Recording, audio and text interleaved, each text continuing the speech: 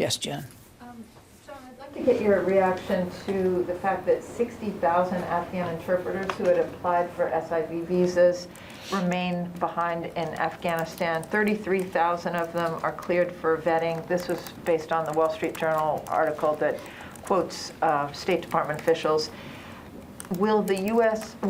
military be helping with evacuating those people? And 60,000 interpreters being left behind is pretty significant. Yeah, I've seen the press reporting, and I certainly would refer you to the State Department for validation of the numbers, Jen. As you know, that program is not administered by DOD. That said, the Secretary continues to believe strongly that we have a moral obligation to help those who helped us, and especially the interpreters and translators, and people that literally put their lives on the line with our men and women in uniform. He feels very strongly about that. That's why he continues to work closely with Secretary Blinken, and we as a department continue to work closely with the State Department's task force to help identify and facilitate the movement out of Afghanistan of all those who have helped us. So, as I've said many times, while the military mission in Afghanistan is over, the mission to help get our allies out and safely out of the country is not over.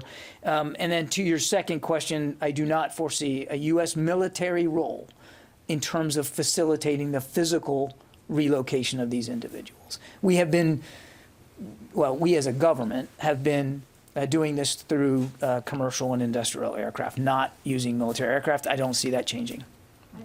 To get your reaction to the former National Security Advisor to President Ghani, Hamdullah Mohib, who's given an interview in which he blames the Doha Agreement for the fall of the Kabul government. So he's essentially blaming Zalmay Khalilzad's agreement under the Trump administration for the fall of the Afghan government.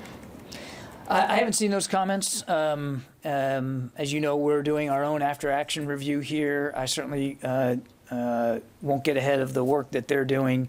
As you've heard the Secretary say, I mean, certainly the Doha Agreement sent a powerful signal to our Afghan allies and the Afghan government that the United States was leaving. There's no question about that, and we do believe it definitely had an impact on the morale of the ANDSF. But Jen, and without getting ahead of the after-action review, obviously, we've been talking a lot over the last several months about what happened in Afghanistan, and I suspect we're going to learn there was a lot that led to the events of mid-August, a lot.